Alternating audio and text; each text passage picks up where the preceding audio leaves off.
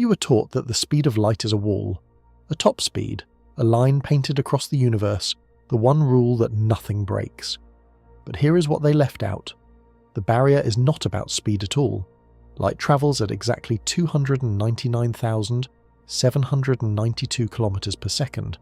But that number does not really belong to light. It belongs to cause and effect. Push anything made of matter toward it, and the energy required climbs toward infinity, so the line is never reached and never crossed. And the moment you imagine crossing it anyway, relativity hands you something far stranger than a fast ship.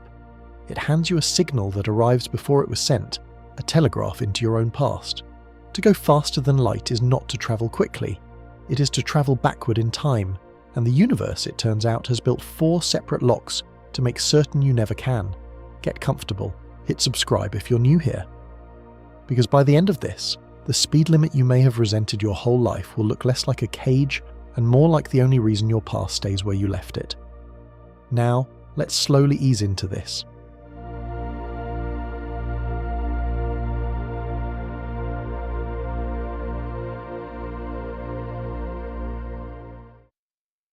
Part 1.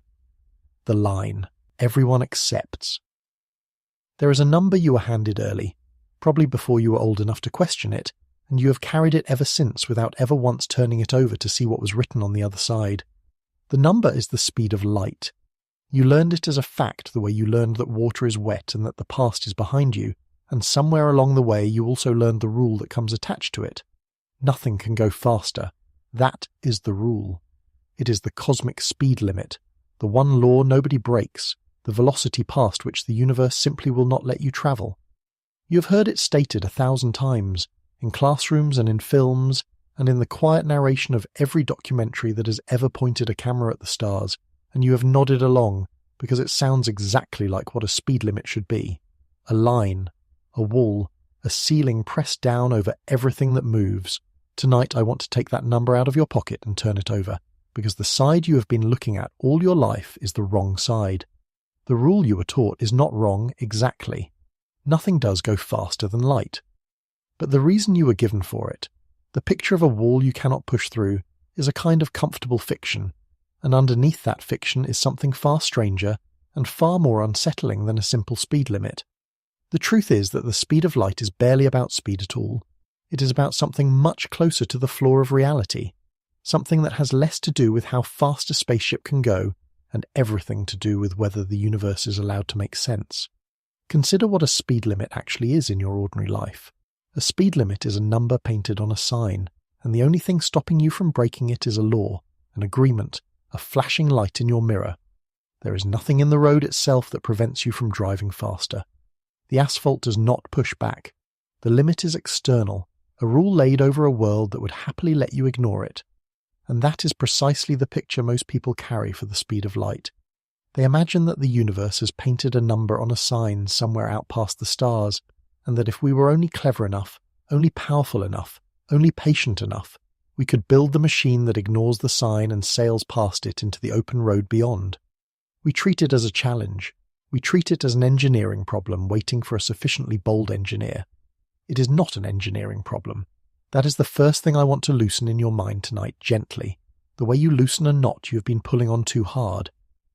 The barrier is not a sign the universe is enforcing from the outside. It is built into the shape of space and time themselves, woven so far down into the structure of everything that there is no machine, no fuel, no civilization 1 billion years more advanced than ours that could ever push through it. And the reason has nothing to do with the difficulty of going fast. The reason is that going faster than light would let you do something so destructive to the logic of the world that the universe, as far as we can tell, has arranged itself specifically and repeatedly to make sure it can never happen. Here is the thread I'm going to ask you to hold on to, all the way through tonight, because everything else hangs from it. The universe keeps its stories in order. That is what the speed of light is really for. It is the rule that makes sure causes come before their effects, that the match is struck before the flame appears, that the word is spoken before it is heard, that the past stays behind you and the future stays ahead. Pull on the speed of light and you are not pulling on a speed limit.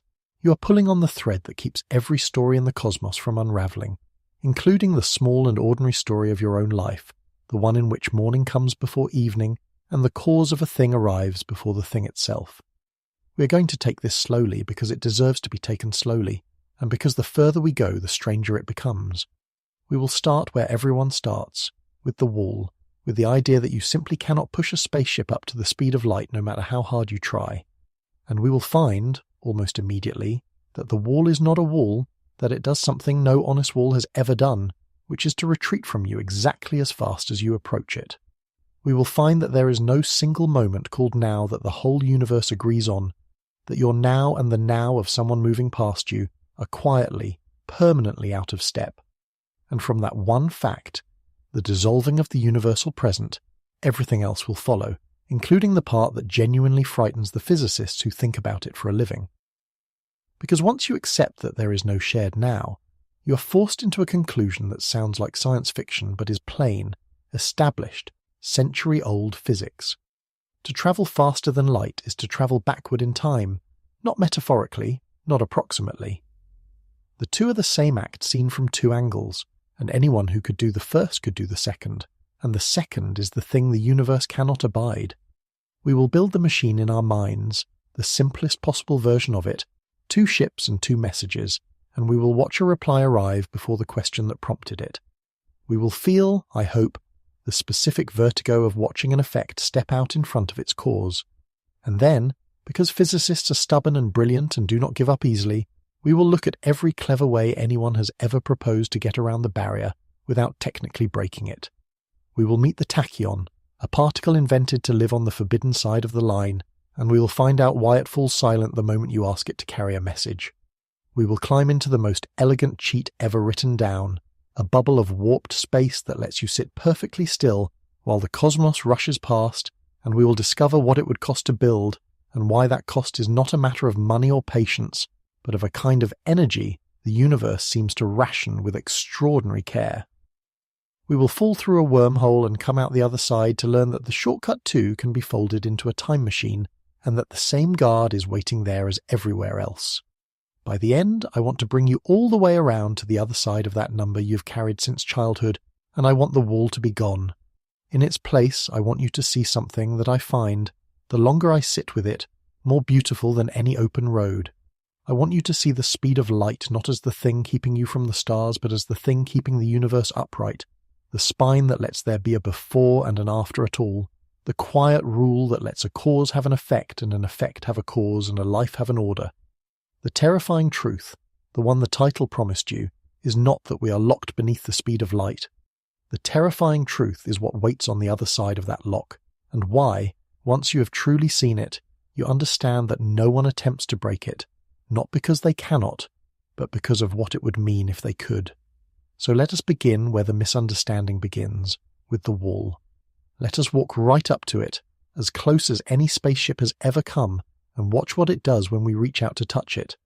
Because the very first thing it does is something no wall should be able to do, and it tells you, right away, that you were never really looking at a wall at all. Part 2. The wall that isn't a wall. Imagine you have a spaceship with an engine that never quits. This is the dream version, the one with no fuel tank to empty and no parts to wear out. A ship that can simply push and keep pushing for as long as you ask it to. You point it at empty space and you hold the throttle down and you begin to gather speed.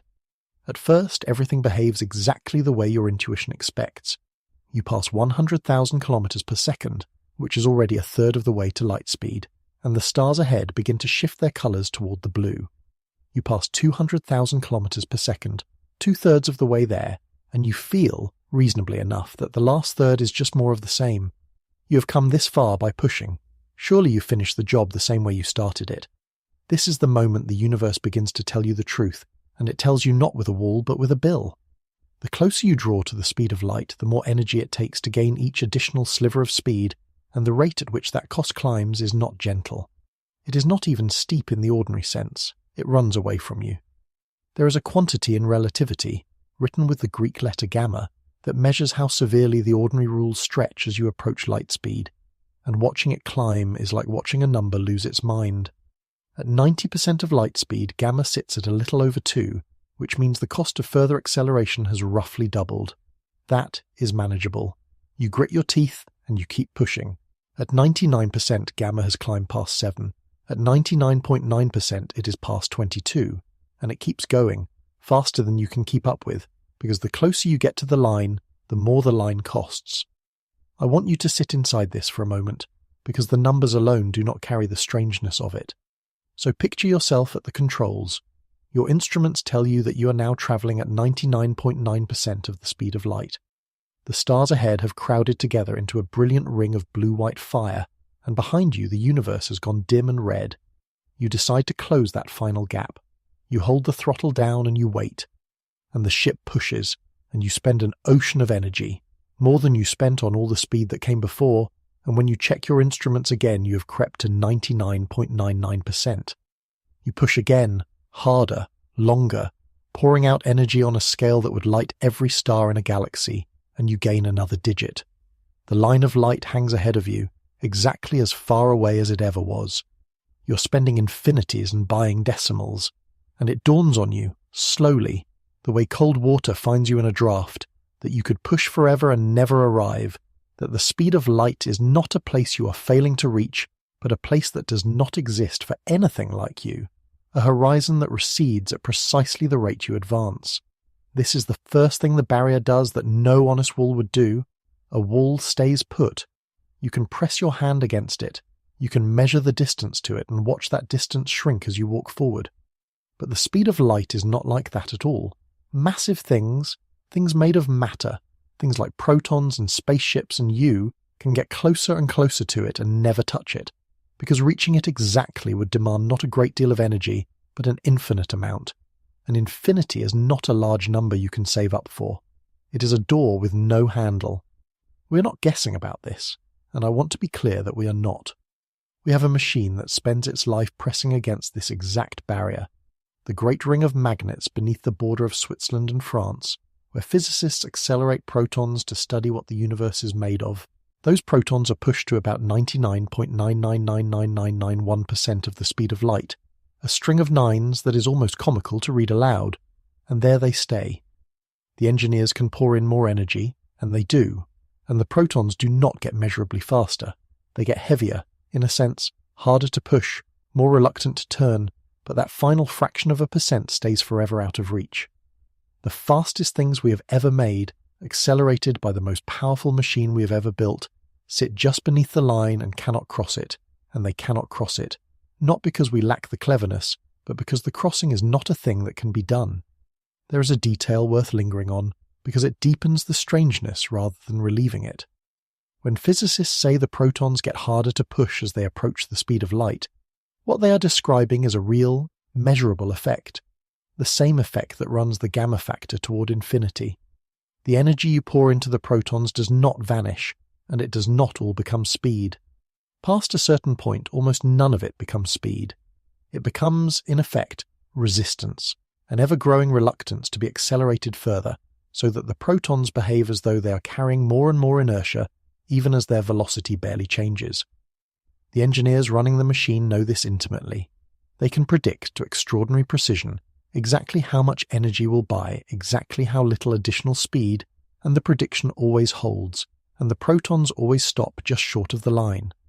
We've been pressing the most powerful accelerators on Earth against this barrier for decades, and the barrier has never once flinched, never once let a single particle of matter touch the speed of light, never once behaved like anything other than what it is, which is not a difficulty to be overcome but a boundary that cannot be reached. Now, if this were the whole story, you might still call it a wall and be done with it. A wall that cost infinite energy to pass is, for all practical purposes, a wall. But notice what we have actually learned, because it is the first crack in the comfortable picture, and we are going to widen it until the whole picture falls away. We have learned that the line itself is empty. Nothing with mass sits on the speed of light. Light itself does, and gravity does, and anything else with no mass at all, but those things have no choice in the matter. They were born travelling at exactly that speed, and can travel at no other. Everything made of matter lives strictly beneath the line, and the line is a boundary that nothing material ever occupies, and nothing material ever crosses. It is not a wall with a near side and a far side that you might hope to reach.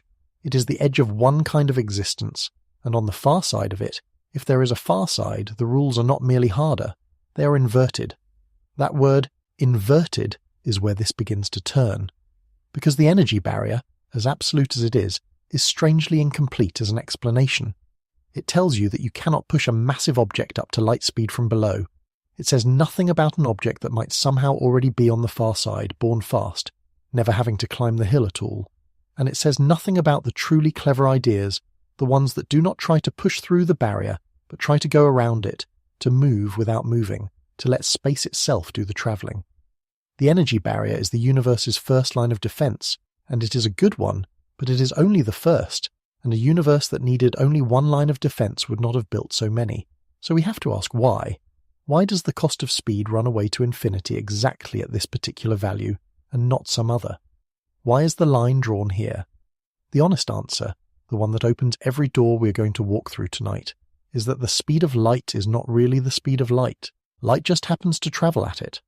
The number belongs to something deeper than light, something built into the relationship between space and time, and to understand the wall that is not a wall, we have to stop thinking about how fast things go and start thinking about something far more fragile and far more important. We have to start thinking about the word now, and about the quiet, devastating discovery that the universe does not have one. It is not a wall, it is a hinge, and to see what it turns on, we have to take apart the most ordinary word you know. Part 3. There is no now. Pick a moment and call it now. Right now, wherever you are, there is a sensation of a present moment, a thin, bright edge between the past that has already happened and the future that has not happened yet. It feels like the most solid thing in the world. It feels, in fact, like the one thing you can be certain of, more certain than the floor or the walls or your own name, and it feels universal. When you imagine this same instant happening far away, on the far side of the planet, on the far side of the galaxy, you naturally assume that there is a now out there too, a present moment ticking along in step with yours, so that you could in principle ask what is happening right now on a world circling a distant star and expect the question to mean something. Everyone assumes this. For most of human history, the greatest minds who ever lived assumed it, and it is wrong. This is the discovery that a young patent clerk made in 1905, and it is, I think, the single most underappreciated idea in all of science, because people hear it and nod and do not feel the ground move when the ground should move. The discovery is this: there is no universal now. The present moment is not a single edge sweeping through the whole universe at once. It is local, personal, tied to how you're moving, and two people moving differently will slice the universe into past and future along different lines. What is now for you is not now for someone walking past you, and the faster the relative motion and the greater the distance, the more sharply the two of you disagree. You do not notice this in ordinary life because the disagreement, at the speeds of walking and driving and flying, is unimaginably tiny, billionths of a second spread across the room. But it is there. It is always there. And out at the scale of stars, it is enormous. Let me try to make the strangeness of this concrete, because it resists belief, and it should. Imagine two observers, and let us not make them spaceships just yet. Let us make them ordinary. A woman standing on a train platform and a man on a train gliding through. As the train passes, there is an instant when the two of them are side by side, close enough to shake hands. Now ask each of them a simple question. What is happening right now on a planet circling a star 1,000 light-years away? You would think they must give the same answer. They are in the same place at the same instant. But they are moving differently, and because they are moving differently, their nows are tilted with respect to each other, and that tilt, multiplied across 1,000 light-years of distance, becomes a gap of years. The woman's now out at that distant planet might include an event that the man's now places years in the future. They are standing in the same spot, and they disagree, not about what they see, because the light from that planet has not reached either of them yet, but about what is real at this moment 1,000 light-years away. And neither of them is wrong. There is no third true answer that one of them has gotten closer to. The universe simply does not keep a single master clock. Einstein himself reached for a Homlia picture to explain this, and it is worth borrowing because it strips the idea down to something you can almost see. Imagine a long railway carriage moving smoothly down a track, and imagine that two bolts of lightning strike the ground, one at the front of the carriage and one at the rear, at what an observer standing beside the track judges to be exactly the same instant. The two flashes race inward toward the middle, and because the observer on the ground stands midway between the two strike points, the two flashes reach her at the same moment, and she declares, correctly for her, that the strikes were simultaneous. But now consider a passenger sitting in the exact middle of the moving carriage. As the flashes travel toward him, he is gliding forward, toward the front strike and away from the rear one. The light from the front therefore reaches him a fraction sooner, and the light from the rear a fraction later, and he declares just as correctly for him that the front strike happened first. Same two lightning bolts, two honest observers, two different answers about which came first, and no way, anywhere in the universe, to say that one of them is mistaken. The lesson is not that one of them is fooled by the delay of light. The lesson is that there is no deeper fact hiding behind their disagreement, no master clock in the sky that knows the real answer. Simultaneity is not a property of the events themselves, it is a property of the events together with an observer's motion, and change the motion and you change the answer. We feel certain there must be a true order because in our slow lives, the disagreements are far too small to notice, billionths of a second across a train carriage. But the disagreement is real, and it scales with distance and speed, and out among the stars it grows from billionths of a second into years. This is called the relativity of simultaneity, which is a heavy name for a light and terrible idea. Simultaneity, the property of two things happening at the same time, is relative. It depends on who is asking. For events that are close together, or close enough that a beam of light could travel from one to the other, in the time between them, this slippage never causes any trouble, because everyone, no matter how they are moving, still agrees on the order. The match is struck, then the flame appears, and every observer in the universe agrees that the strike came first. These events are knitted together by the possibility of light passing between them, and that knitting holds the order fixed. Cause stays before effect. The story stays in sequence. But there is another kind of pair of events, and this is where the flaw opens. There are events so far apart in space and so close together in time that not even light could travel from one to the other in the interval between them. They are beyond each other's reach. A flash here and a flash there, separated by 1,000 light years, but only a single year apart in time, can never touch, because light itself would need 1,000 years to cross the gap, and it only has one. Physicists call this kind of separation space-like, and for events separated this way the order is not fixed. It floats. One observer says the first flash came before the second. Another, moving differently, says the second came first. A third says they happened at the same instant. And again, crucially, none of them is mistaken. There is no fact of the matter about which flash was first, because no signal could ever connect them, and so the universe never had to decide. Now you can begin to feel where this is going, and you can begin to feel why I said the speed of light is a hinge and not a wall. The hinge is exactly here. As long as nothing travels faster than light, the only events whose order can be scrambled by motion are events that could never have influenced each other in the first place. The scrambling is harmless. You're allowed to disagree about the order of two flashes precisely because neither flash could ever be the cause of the other. The universe lets the order float only where nothing is at stake. Cause and effect, the events that are actually connected, that actually could have one bring about the other, stay locked in their proper sequence for everyone. The relativity of simultaneity sounds like chaos, but it is a carefully bounded chaos. It touches only the events that cannot reach each other, and that is the whole arrangement, the quiet treaty that lets the universe be strange about time without becoming incoherent. Motion can tilt your sense of now. It can rearrange the order of distant, disconnected events. But it can never rearrange the order of cause and effect, because cause and effect are always linked by something travelling at or below the speed of light, and that link holds the order rigid. The speed of light is the exact dividing line between the events whose order is sacred and the events whose order is free to float. It is the hinge on which the whole structure turns. So hold that picture, because in the next breath we're going to do the one thing the treaty forbids. We're going to imagine a signal that travels faster than light. We're going to reach into that floating, disconnected, space-like region, the place where the order of events was allowed to be ambiguous precisely because nothing could ever connect those events, and we are going to connect them anyway. We are going to send a cause across a gap that was only ever safe because it could not be crossed. And the moment we do, the harmless ambiguity stops being harmless. The floating order, which never mattered because nothing depended on it, suddenly has a cause and an effect strung across it. And for some perfectly ordinary observer, watching from a perfectly ordinary point of view, the effect will happen first. To go faster than light is to reach into the one place where before and after were never nailed down, and to plant your cause there on the wrong side of its own effect. We have not built the machine yet, but we have just found the doorway, and the next thing through it is the realization that gives this whole subject its dread.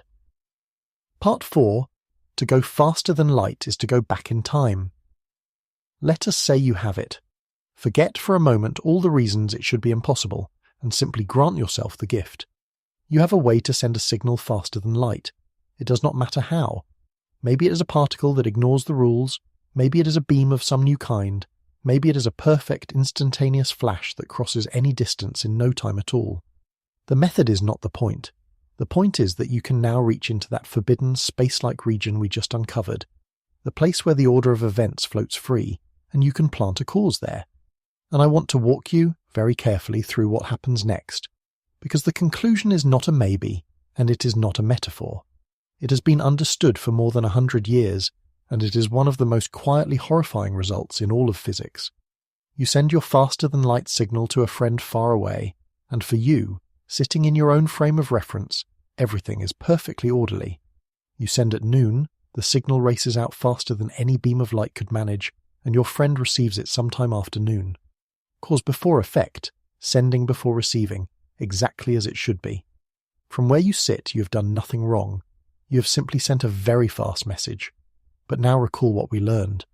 There exists another observer, someone moving relative to you, for whom the order of two space-like separated events is different, and your sending and your friends receiving are space-like separated because your signal travelled faster than light to connect them, which means it crossed a gap that light itself could not have crossed in the time available. So there is a perfectly valid observer gliding past at some ordinary speed who does not see your message arrive after you sent it. That observer sees it arrive before you sent it. The receiving comes first. The effect precedes the cause. I need you to feel how strange this is and also how unavoidable it is, because the instinct is to look for the trick, and there is no trick. We are not saying the moving observer is confused, or that they measured wrong, or that they will figure out their mistake later. We are saying that in their frame of reference, which is just as real and just as correct as yours, the message genuinely arrives before it is sent.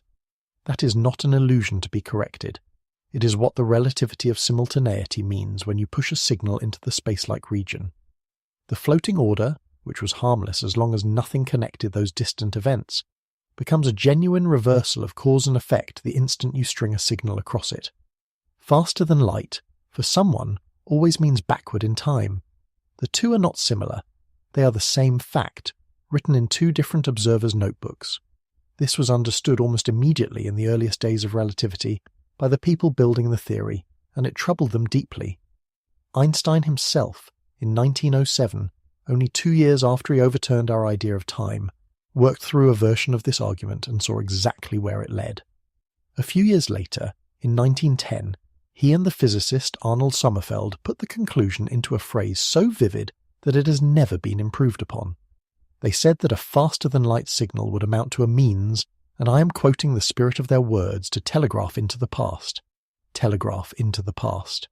Sit with that phrase tonight, because we are going to come back to it more than once, and each time it returns it will carry a little more weight. To send a message faster than light is to send a telegraph into the past. Not your past, perhaps. Not directly. Not yet. But into someone's past, and as we are about to see, with one more simple step, into your own. The physicist Richard Tolman, a few years later still in 1917, laid the argument out so cleanly that it has carried his name ever since. It is sometimes called Tolman's paradox, and the structure of it is almost insultingly simple. You do not need exotic machines. You need only two things you have already granted. You need a way to signal faster than light, and you need the ordinary, undisputed fact that observers in relative motion disagree about the order of distant events. Put those two together, and you do not get a faster mailing service. You get a contradiction with the order of time itself. Tolman saw that the first step, sending a faster-than-light message and having it arrive in someone's past, was already alarming, but he also saw that it was only half the machine. Because if you can send a message into the past once, you can do it twice, and two telegraphs into the past, arranged correctly, do not merely unsettle the order of events, they close a loop. Here is the second step, the one that turns an unsettling result into an impossible one. Suppose you send your faster-than-light message to your friend, and in some valid frame it arrives before you sent it. Now suppose your friend, upon receiving it, sends a faster-than-light reply back to you, but your friend is moving relative to you, set up just so. For your friend, the reply is a perfectly ordinary forward-in-time message sent after receiving yours. But because of your relative motion, that reply, crossing the space-like gap a second time, can arrive back at you before you sent your original message. Read that again, slowly.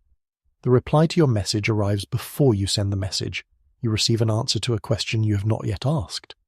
And then, having received the answer, you decide whether to ask the question at all. The loop is closed. Cause and effect are no longer a chain running forward through time. They are a circle, and a circle has no beginning, and a universe in which causes can be effects of their own effects is a universe that can contradict itself. This loop, this two-way exchange of faster-than-light signals between observers in relative motion, even has a name, a wonderfully strange one coined by three physicists in the 1970s.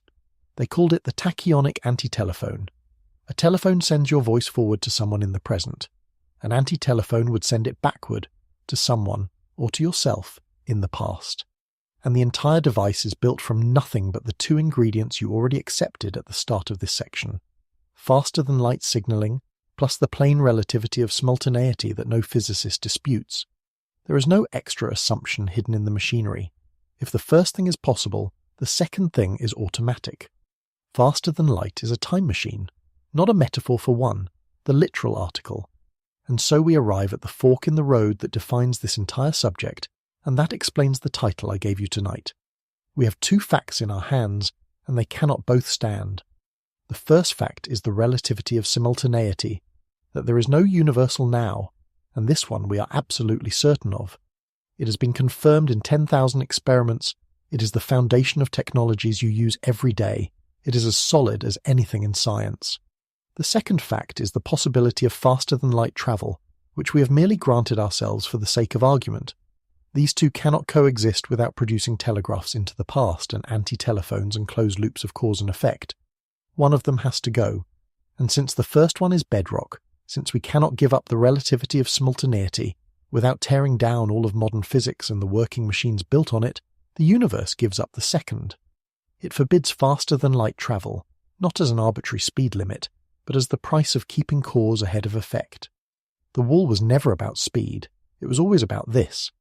But we have only described the loop. We have not yet stood inside it and felt it close. And before we go looking for the clever ways around the barrier, I want to do exactly that. I want to put you at the console, with your finger over the button, and let you watch the reply arrive before you have decided to send anything at all. Because reading that a loop can close is one thing. Watching it happen, in the small and specific way it would actually unfold, is another, and it is the thing that turns this from a curiosity into the quiet horror that it is. Part 5. The Antitelephone. You're sitting at a console. The room around you is quiet, the way a room is quiet at the end of a long shift, and in front of you there is a single screen and a single button. The button sends a message faster than light. You have one job tonight, and it is the simplest job imaginable. At exactly noon, by the clock on your wall, you are to press the button and send the word hello to a station far across the solar system, on a ship that is drifting away from you at a steady, ordinary speed. That is all. Send hello at noon.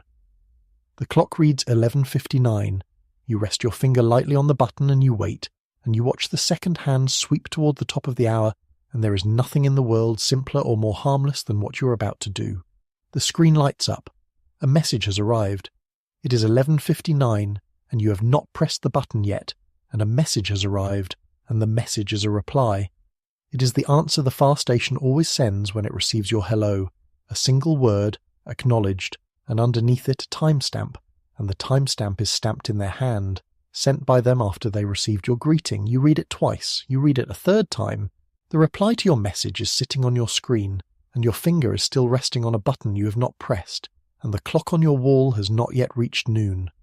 You feel the cold of it move up your arm before your mind has finished the arithmetic, because some older part of you understands before you do that you are looking at an effect whose cause has not happened, the answer to a question you have not asked. And now you face the choice that the whole universe cannot allow you to face. You could simply not press the button. You could lift your finger away and send nothing at all. The reply is already here. What happens to it then? What is it the answer to if you never ask? That is the antitelephone, and notice how ordinary it felt right up until the screen lit up. There was no flash of impossible light, no machines straining at the edge of reality, no sense of having broken anything. There was a console and a button and a quiet room and a message that arrived before it was sent. The horror of it is precisely how procedural it is. It does not announce itself. It simply hands you a reply to an unsent message and waits, politely, for you to decide whether to make its cause real. Let me unfold the mechanism one more time, slowly, now that you have felt it, because the simplicity is the whole point. The far station is moving away from you, and that relative motion is the only ingredient we have added to ordinary physics. When you send your faster-than-light hello, it crosses the space-like gap between you, and in the station's frame of reference, because of their motion and the relativity of simultaneity, your hello arrives at a moment that, translated back into your frame, lies before noon. The station, receiving it, sends back its acknowledgement, also faster than light, also a perfectly ordinary forward message from their point of view. But that reply, crossing the gap a second time and translated back into your frame, lands before you sent the original. Two innocent messages, each one forward-going for its own sender, combine into a reply that beats its own question to the finish line. Nobody broke a rule. Each step looked normal from the inside, and yet the loop closed.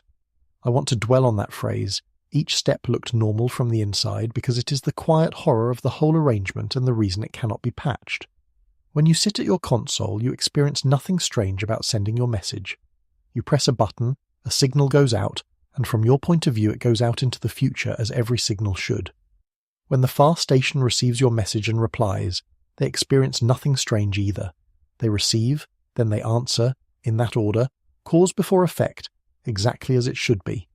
Every individual participant examined alone behaves perfectly. There is no single moment you could point to and say, there, that is the step that broke the rule. The rule is broken only by the whole, only when you stitch the two ordinary forward-going messages together across the relative motion between the frames and watch the seam between them fold time back on itself. It is a paradox with no guilty party, an impossibility assembled entirely out of innocent steps, and that is exactly why it cannot be fixed by being more careful. There is no carelessness anywhere in it. The contradiction lives not in any one action, but in the geometry that connects them, and you cannot be careful enough to escape geometry.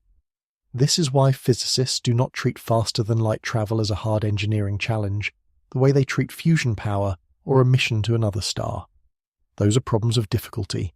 This is a problem of consistency. A faster-than-light signal is not a fast message. It is, when combined with the relative motion that exists everywhere in the universe, a device for receiving answers to questions you have not asked, for learning the results of choices you have not made, for closing the chain of cause and effect into a ring. And a ring of cause and effect is not merely strange. It is, as we are about to see, capable of contradicting itself in ways that no amount of cleverness can patch. There is a detail here that I do not want you to miss, because it is the detail that makes this airtight. You might hope that the universe could allow faster-than-light travel, as long as nobody ever set up the two-way exchange, as long as everyone agreed not to build the antitelephone. But the universe does not work on agreements. The relative motion required is not exotic. Every star is moving relative to every other star. Every galaxy drifts relative to its neighbours. The relative velocities needed to turn faster-than-light signalling into time travel are everywhere, woven through the ordinary motion of everything in the cosmos. If faster-than-light travel were possible at all, the antitelephone would not be a special device that a villain might construct. It would be a thing that could be assembled out of any two faster-than-light senders that happened to be moving apart, which is to say, out of almost any two faster-than-light senders at all. You could not have the one without the other. To permit the fast message is to permit the message to the past, automatically, everywhere, with no way to forbid the second while keeping the first. And so, the choice the universe faces is the same choice you faced with your finger on the button, scaled up to the level of physical law.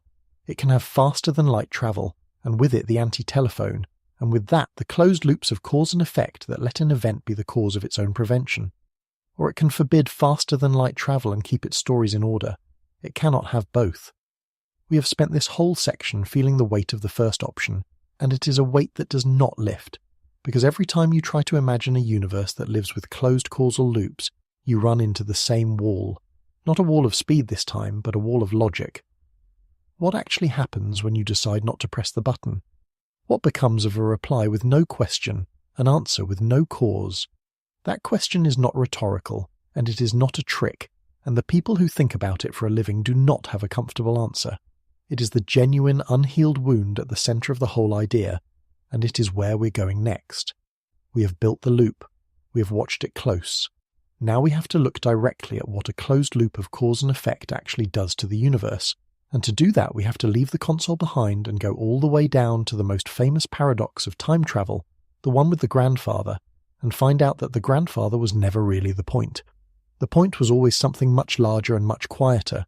The point was whether the universe is allowed to tell a story that stays told. Part 6.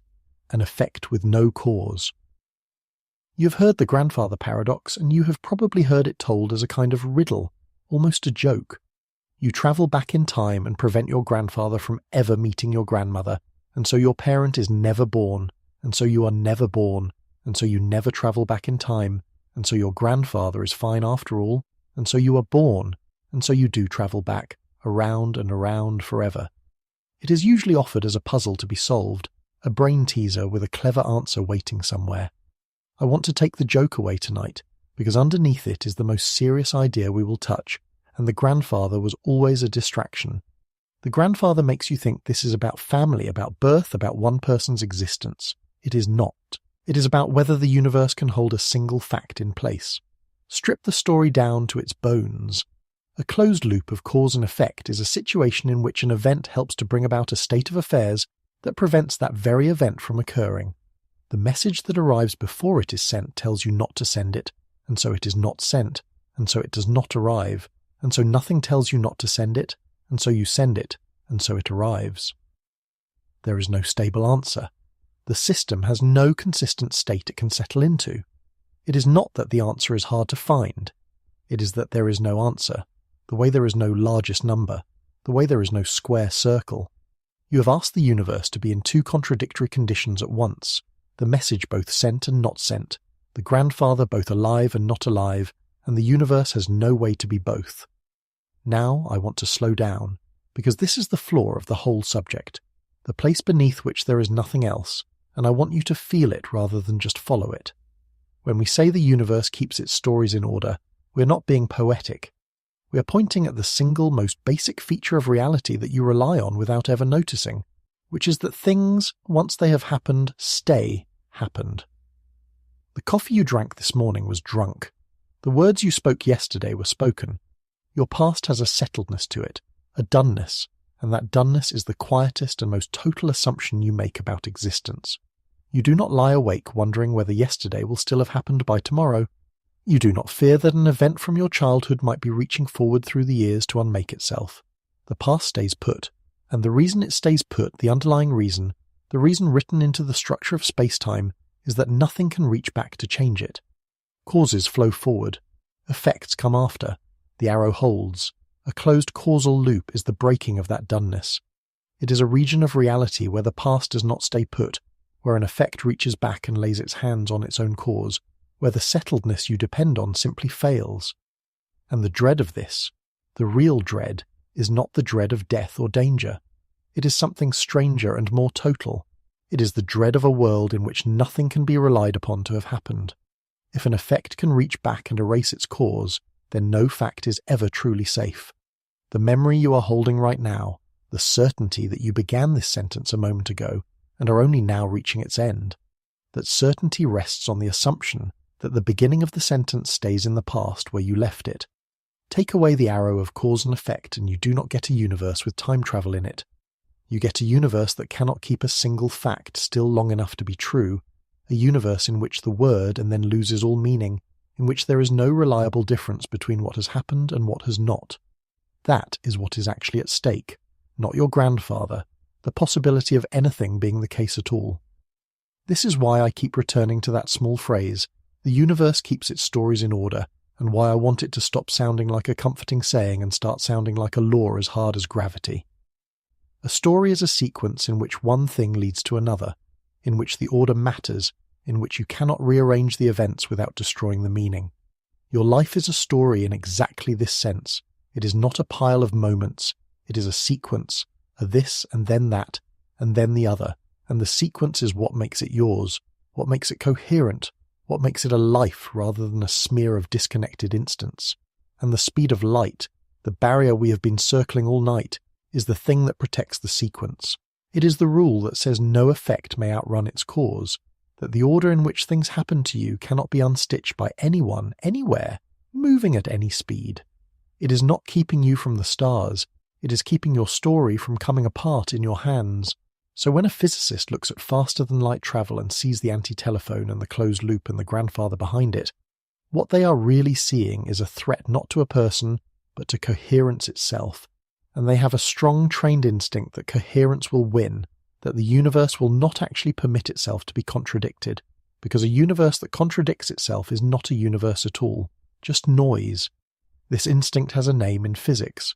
Some call it the principle of self-consistency, the idea that whatever the laws allow, they will never allow an actual contradiction to occur, that the books will always balance even if we cannot see how.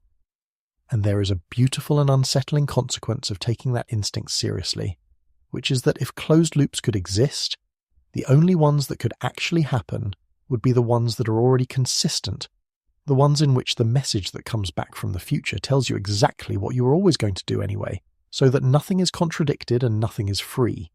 A universe that allowed time loops and forbade contradictions would be a universe in which you could not choose otherwise, in which the loop only closes because it was always closed, in which your freedom to lift your finger from the button was an illusion all along. I do not know which is more disturbing, a universe that permits contradictions and therefore cannot hold a fact still, or a universe that permits loops but forbids contradictions, and therefore quietly takes away your ability to do anything other than what the loop requires. Both of them are wounds, and the universe, as far as every experiment and every observation has ever told us, has chosen neither, has chosen instead the third path, the clean one, the one with no loops at all. It has forbidden the faster-than-light signal that would open the door to both nightmares.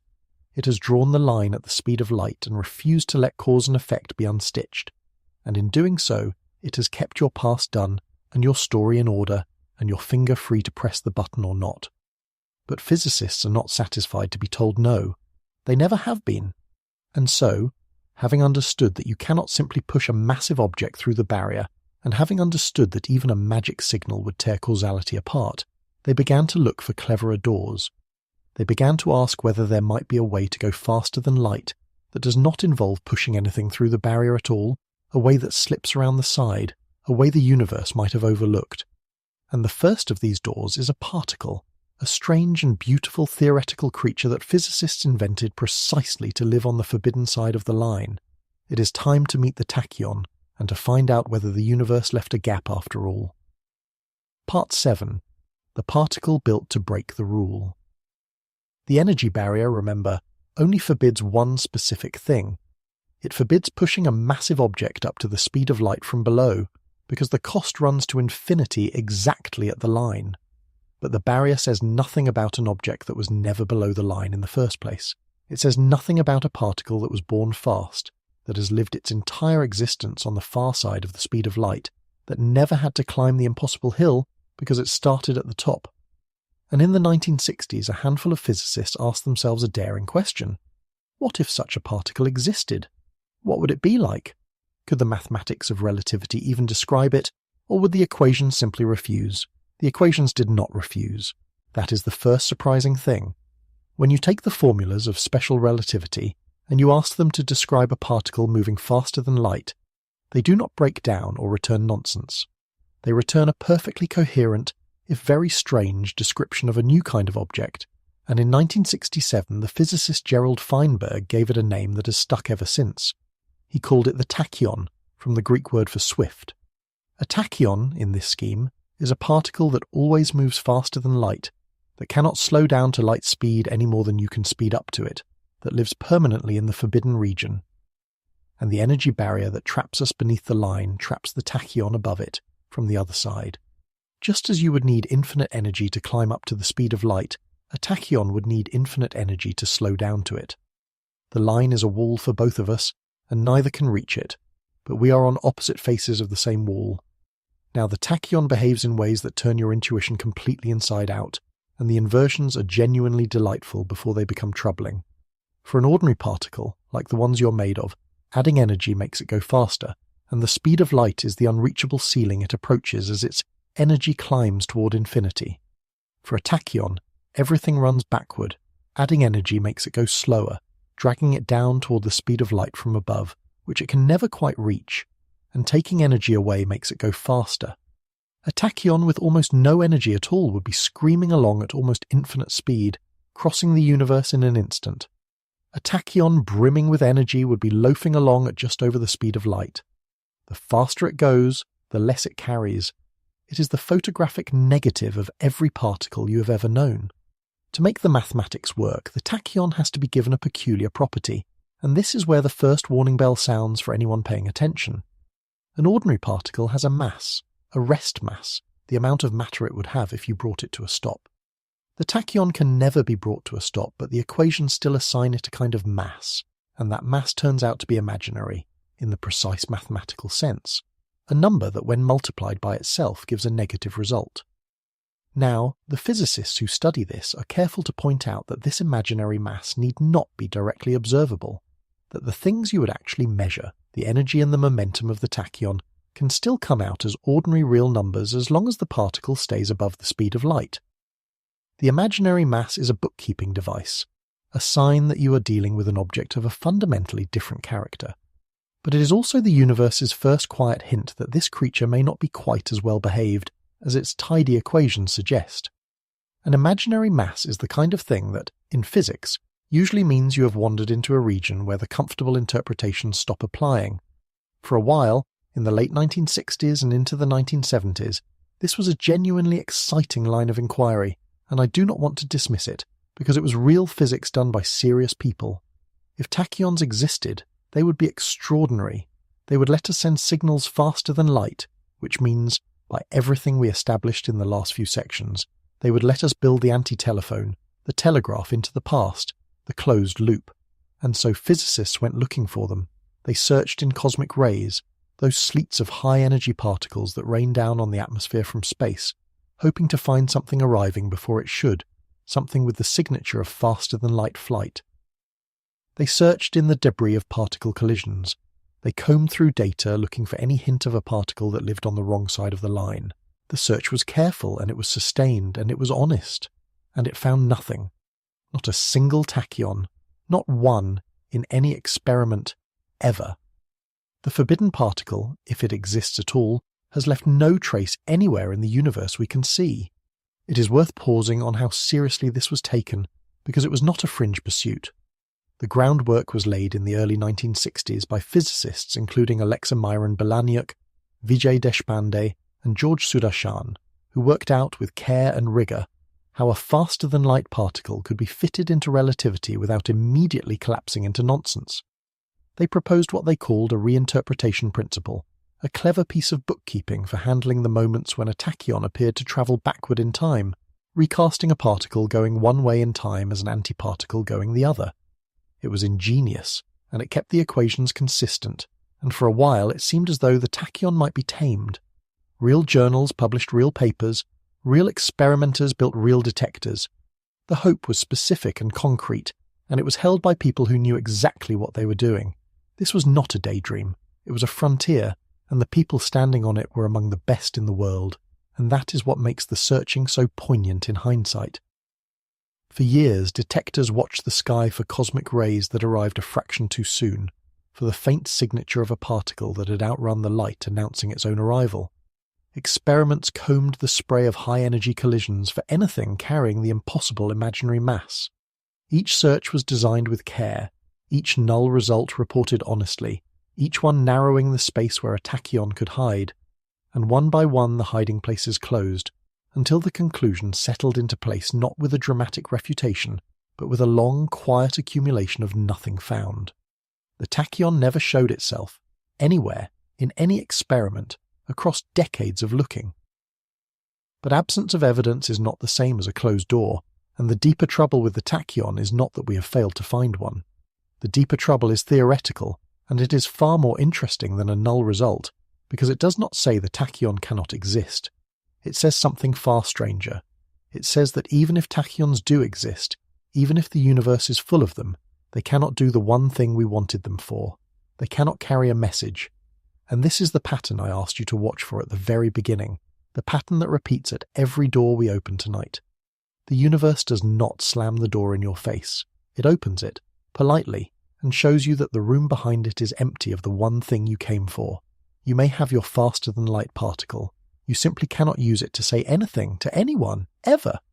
And the reason why is the most elegant refusal in all of physics, and it is where we go next. Because once you understand why a tachyon falls silent the instant you try to make it speak, you understand something about the universe that is far larger than tachyons. You understand that the barrier we have been calling the speed of light is not really a barrier on motion. It is a barrier on meaning, on information, on the sending of signals that could carry a cause from one place to another. And meaning, it turns out, is exactly the thing the universe guards most jealously of all. Part 8. Why the tachyon goes silent. To understand why a tachyon cannot carry a message, we have to change how we picture particles, because the everyday image of a particle as a tiny ball flying through space is exactly the image that misleads us here. In modern physics, every particle is really a ripple in a field, a disturbance travelling through an invisible something that fills all of space. The electron is a ripple in the electron field, the photon is a ripple in the electromagnetic field, and a tachyon, if it exists, would be a ripple in a tachyon field, a field with that strange imaginary mass woven into it. When physicists went to study what such a field would actually do, they found something that no popular account of tachyons ever prepares you for, and it dissolves the whole dream from the inside. A field with an imaginary mass does not behave like a medium humming with fast little messengers. It behaves like a ball balanced on the very top of a hill. The slightest nudge and it rolls, and once it starts rolling it does not come back, it runs away, gathering speed, seeking the bottom. Physicists call this an instability, and it is the true meaning of that imaginary mass we found so suspicious in the last section. The imaginary mass is not the signature of a fast particle. It is the signature of a field that is sitting in the wrong place, a field poised in an unstable configuration that cannot last, that will tip over and settle into some lower, calmer state the moment it is disturbed. The tachyon field is not a telephone exchange buzzing with faster-than-light calls. It is a landslide waiting to happen. And here is the crucial consequence, the one that closes the door so gently you might not even hear it shut. When you take that unstable field, and you ask what its actual physical disturbances do, what its real ripples are, you find that those ripples do not travel faster than light. They cannot. When the field tips over and settles, the waves that run across it as it settles are perfectly ordinary, well-behaved, slower-than-light waves. The faster-than-light speed that seemed to be built into the tachyon turns out to be a property of a mathematical abstraction, the bare particle that never actually exists on its own, and not a property of anything you could ever build, detect, or use to send a signal. The moment you try to make a real physical disturbance in the tachyon field, a disturbance that could carry information from here to there, that disturbance crawls along at less than the speed of light, just like everything else. The tachyon is faster than light only in a sense that can never be cashed out as a message. Its speed is real on paper and silent in practice. This is the universe's answer to the tachyon, and I find it more beautiful the longer I look at it, because notice what the universe did not do. It did not declare that faster-than-light particles are forbidden by decree. It did not erect a sign. It let the mathematics run all the way to its conclusion, and the mathematics, honestly followed, revealed that the faster-than-light particle cannot speak. The equations that seem to permit a telegraph into the past, when you push them past the cartoon and into the real physics of fields, quietly guarantee that no telegraph can ever be sent. The door was open the whole time. The room behind it was simply empty of the one thing we wanted, which was a way to carry a cause faster than light. There is a phrase physicists sometimes use that captures this perfectly. They say that the tachyon field carries no information at superluminal speed, that whatever appears to move faster than light in the equations is not a signal, not a cause, not anything that could connect two events and reverse their order. And this is the thread that ties the tachyon back to everything we have built tonight. We discovered earlier that faster-than-light travel is dangerous specifically because it would let a cause cross the space-like gap and arrive in someone's past. The tachyon was the universe's chance to allow exactly that, and the universe, through nothing more than the honest mathematics of an unstable field, declined. It permits the strange particle and forbids the strange message. It guards not speed but signalling, not motion but meaning. You should notice too that no one has ever found a tachyon, and now you can see that the failure to find one is not really the point. Even in the theories where tachyon fields appear, and they do appear, in certain corners of particle physics and in early versions of string theory, their presence is always read as a warning sign, a flag that the theory is sitting in an unstable configuration and needs to roll downhill to a more sensible state. When string theorists found tachyons lurking in their early equations, they did not celebrate the arrival of faster-than-light messengers. They treated the tachyon as a problem to be cured, a symptom of a theory not yet sitting in its true ground state, and they worked to find the versions of the theory where the instability resolves and the tachyon disappears. The tachyon, in the hands of the people who understand it best, is not a door to the past. It is a sign on the wall that reads, "You are standing somewhere unstable, and the universe is about to roll out from under you." There is a way to feel the rightness of this through the ball on a hill picture, and I want to offer it because it makes the abstract physics almost tangible. Imagine the unstable field as a marble balanced on the very peak of a smooth dome. While it sits there, perfectly poised, you could say it has a kind of imaginary stability, a configuration the equations describe but that cannot persist. Now, nudge it. The marble rolls down, and as it rolls it picks up speed and settles eventually into the valley around the base of the dome where it can rest. The faster-than-light character of the tachyon corresponds to that initial, doomed perch at the very top, a position that exists in the mathematics, but that nothing can actually hold. The real, physical thing, the thing you could measure and use, is the marble rolling and the gentle waves it makes as it settles, and those waves are slow, ordinary, and bounded by the speed of light like everything else. The tachyon's superluminal speed lives entirely in the unstable peak that nothing can occupy, and the moment the field does anything real, it has already left that peak behind and become well behaved. You cannot ride the top of the dome, you can only fall off it, and falling off it is a perfectly ordinary slower-than-light affair. So the first clever door is closed, and it is closed in the most characteristic way, by showing that the thing we wanted was never really on offer. We cannot push a massive object through the barrier, because the energy runs to infinity, and we cannot sneak a message around the barrier on the back of a faster-than-light particle, because the only faster-than-light particle the mathematics allows turns out to be mute. 2 doors tried, 2 doors closed, and the same guard behind each one, the guard whose single job is to make sure that no cause ever reaches the wrong side of its effect. But there is a third door, and it is the cleverest of all, because it does not try to move a particle through space faster than light at all. It accepts the speed limit completely. It agrees that nothing can move through space faster than light, and then it asks a question so sly that for a moment it seems to have found the gap the universe forgot to close.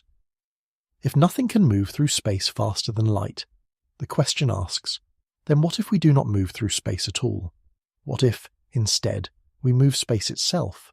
What if we let the ship sit perfectly still and ask the universe to carry it? That question has a name, and a date, and an inventor, and it is the most seductive idea in this entire subject. It is the warp drive, and it is where we go next. Part 9. Don't move through space, move space. The cleverest idea in this entire subject begins with a concession. It begins by agreeing completely and without argument that nothing can move through space faster than light. The energy barrier is real, the warp drive thinker says, and I will not fight it. The tachyon is mute, and I will not look for it. I accept every rule you have given me about motion through space. And then, having conceded all of that, the warp drive thinker asks the question that makes the whole subject open up again, like a door you were sure was locked. What if the trick is not to move through space at all? What if, instead of carrying a ship across space, we rearrange space so that it carries the ship? To see why this is not just word games, you have to remember something we have learned on this channel many times, which is that space is not the empty passive stage we imagine it to be. Space is a physical thing. It bends, it stretches, it ripples, it expands. The whole of general relativity is the story of how space and time flex and curve in the presence of matter and energy. And crucially, while nothing can move through space faster than light, space itself is under no such restriction. Space can stretch as fast as it likes. We know this for certain because we watch it happen on the larger scale every night in the expansion of the universe, where the most distant galaxies are carried away from us faster than light by the swelling of space between us and them, without any of those galaxies moving through their own local space at anything close to the speed of light. The speed limit governs motion through space. It does not govern space itself. In 1994, a young physicist named Miguel Alcubierre took this fact and built it into the most elegant cheat ever written into the equations of general relativity. He asked whether you could arrange space so that it contracts in front of a ship and expands behind it, the way a conveyor belt bunches up ahead of an object and stretches out behind. Imagine the ship sitting inside a small region of perfectly flat, ordinary space, a calm bubble, and imagine that just ahead of the bubble space is being compressed, drawn in, shortened, while just behind the bubble space is being stretched, expanded, lengthened. The bubble, with the ship inside it, would be carried forward on this wave of warping space like a surfer carried by a swell, and there is no limit to how fast that wave can move, because it is the warping of space itself and not the motion of anything through space. The ship, inside its bubble, would never move through its local space at all. Its engines would be off. It would sit perfectly still in a calm pocket of flatness, and yet it would cross the light years, because the space around it would be doing all the travelling. The beauty of this is hard to overstate, and it is worth pausing on. Inside the bubble, nothing strange happens at all. The ship does not experience crushing acceleration, because it is not accelerating, it is sitting still. There is no time dilation tearing the crew apart from the rest of the universe, because they are in a calm, flat region. There is no energy barrier to climb, because the ship never approaches the speed of light through its own space. Every local rule of relativity is obeyed to the letter. The ship is a still point, a quiet room, and the universe simply flows around it. Alcubierre had found, written cleanly in Einstein's own equations, a way for a ship to effectively travel faster than light while never once breaking the local speed limit. It was not a violation of relativity. It was relativity used against itself. Let me put you inside that bubble for a moment, because the experience of it is its own kind of wonder, and it is the seduction at the centre of this whole idea. You're standing at a window on a ship that is not moving. The instruments on the wall behind you all read zero velocity, zero acceleration, zero thrust. The engines are silent. If you let go of a pen, it floats, perfectly still, exactly where you released it, because there is no force on it at all. And yet through the window, the universe is streaming past you faster than light. A star swells from a point to a blazing disk and shrinks back to a point in the space of a breath. Another follows, and another, whole systems sliding by, the galaxy unspooling outside the glass at a speed that should be impossible, while inside the air is still and the pen hangs motionless in front of your face, and the floor beneath your feet does not so much as tremble. You're going nowhere at the speed of 1,000 suns. You're sitting in a quiet room while the cosmos pours around your hull like a river around a stone. There is no sensation of speed, none at all, because you are not the one moving. Space is moving, and you are simply the still thing it carries. This is the dream that has launched 1,000 hopeful headlines, and I want to be fair to it, because it is not nonsense and it is not science fiction dressed up as physics. The Alcubierre warp drive is a genuine, valid solution to the equations of general relativity. If you write down a space-time shaped this way, with space contracting ahead and expanding behind, Einstein's equations accept it. They tell you, yes, this is a possible shape for space-time to take, and that is an extraordinary thing for the equations to say, because it means that faster-than-light travel is not forbidden by general relativity in the way it is forbidden by the simple energy barrier. The geometry allows it. The shape is permitted. The door, once again, is open. But you have learned by now to be suspicious when the door opens this easily, and you are right to be. Because the equations of general relativity work in both directions, and this is the part that the hopeful headlines always rush past. The equations tell you what shape space-time takes when you put a certain arrangement of matter and energy in it. But you can also run them backward. You can specify the shape you want, the warp bubble, space contracting ahead and expanding behind, and ask the equations what arrangement of matter and energy you would need in order to produce that shape. You're asking the universe for a recipe. You're saying, I want this exact warping of space. Now tell me what I must build it out of. And general relativity, being honest, gives you the recipe. It tells you precisely what kind of matter and energy you would have to gather to bend space into a warp bubble. And when you read the recipe, your stomach drops, because the first ingredient on the list is a thing that, as far as we can tell, the universe does not allow to exist. The recipe calls for negative energy. Not low energy, not zero energy, but energy less than nothing, a density of energy below the emptiness of empty space. To contract space in front of the ship and expand it behind, in just the way the warp bubble requires, you need a shell of matter whose energy density is negative. Exotic matter, the physicists call it. An exotic is a polite word for a substance that has never been found, that may not be possible, and that the deepest principles of physics seem to forbid in the quantities a warp drive would demand.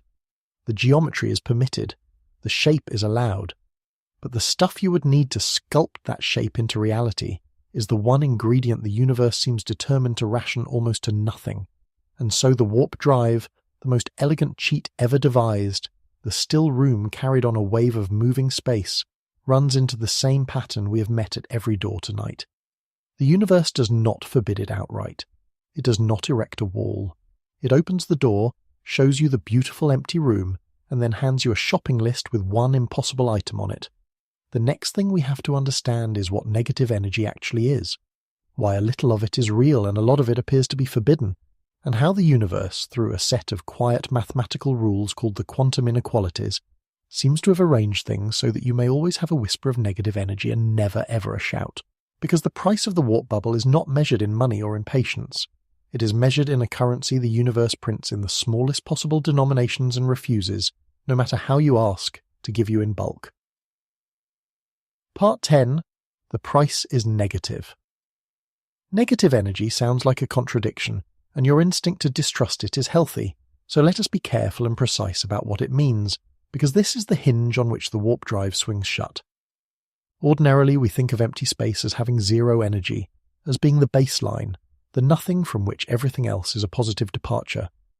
But in the strange accounting of quantum physics, empty space is not truly empty, and it is not truly zero. It seethes, very quietly, with fields that are never perfectly still, and that gentle, irreducible seething has a small positive energy of its own. Negative energy, then, means a region where you have managed to push the energy density below even that baseline, below the quiet hum of the vacuum, to a value that is genuinely less than nothing at all. It is not merely the absence of energy. It is a deficit, a hole dug beneath the floor of empty space. Remarkably, this is not pure fantasy. The universe does permit tiny pockets of negative energy, and we have made them in laboratories. The clearest example is something called the Casimir effect, and it is beautiful in its simplicity. Take two perfectly flat metal plates and bring them extremely close together, almost touching, in a vacuum. The quiet seething of empty space is slightly suppressed in the narrow gap between them, because only certain ripples fit in the small space, and the result is that the region between the plates has very slightly less energy than the empty space outside. It has negative energy density, measured against the ordinary vacuum. This is real. It has been measured. The plates are even pulled gently together by it, a faint force arising from nothing but the difference between the vacuum inside the gap and the vacuum outside. So negative energy exists. The universe does allow you to dig a hole beneath the floor. The question is only how far down, and how wide, and for how long. And this is where the universe reveals its accounting, in a set of mathematical rules that physicists call the quantum inequalities, worked out in their modern form by physicists including Lawrence Ford and Thomas Roman. These inequalities are among the most quietly important results in all of this subject, and they say something that sounds almost like a moral law. They say that you may borrow negative energy, but you must always pay it back, and the more you borrow, the faster you must repay, and the repayment must always exceed the loan. More precisely, they say that wherever you create a region of negative energy, it must be balanced by a region of positive energy nearby, and the deeper the negative energy, and the larger the region you spread it across, the more briefly it can last and the larger the compensating positive energy must be. You can have a great deal of negative energy for an instant, or a tiny amount for a longer while. But you can never have a large amount of negative energy spread across a large region, lasting for a long time. The universe writes you a line of credit and then enforces the repayment schedule with iron rigor. Now you can see the trap closing on the warp drive, because a warp bubble needs exactly the thing the quantum inequalities forbid. It needs a large amount of negative energy, spread across the whole shell of the bubble, sustained for the entire duration of the voyage. It needs not a whisper, but a sustained shout, not a flicker, but a steady blaze of negative energy held in place for as long as you wish to travel. And the quantum inequalities say, gently and absolutely, no. You may have the whisper, you may never have the shout.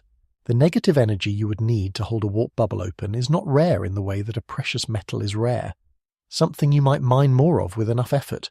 It appears to be forbidden in the way that a contradiction is forbidden, ruled out not by scarcity but by the underlying rules of the quantum vacuum itself.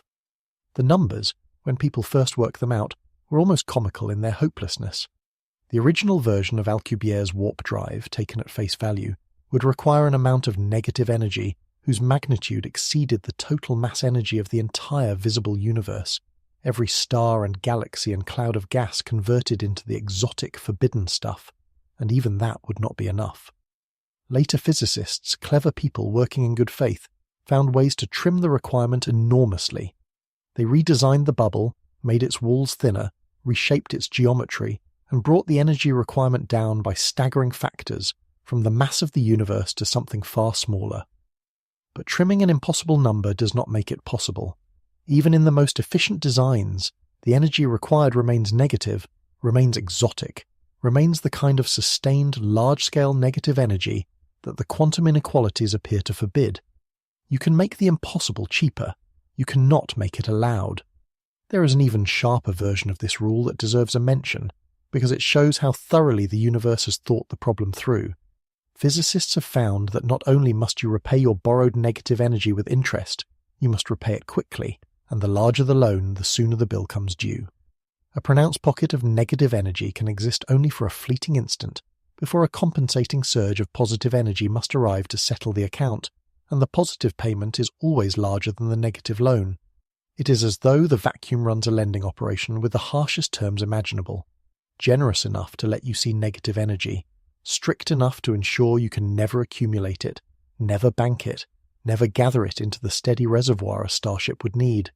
You cannot save up negative energy the way you save up fuel, because the moment you try to hold on to it, the repayment falls due and the positive energy floods back in. The warp drive needs a vault full of the stuff held open for years. The universe will only ever lend it to you a coin at a time and take it back before you have closed your hand. I want to be honest with you here because this is a place where the science is genuinely alive, and I do not want to flatten it into a simple no. In the last few years, around 2021 and into the years since, there has been real and serious progress on warp drive physics, and it deserves a fair hearing. Several physicists have found new warp drive designs that do not require negative energy at all, that can be built in principle from ordinary positive energy matter. This was a genuine surprise, and it made headlines, and the headlines were not wrong to be excited. But there is a catch, and it is the catch that ties this whole section back to the centre of our subject.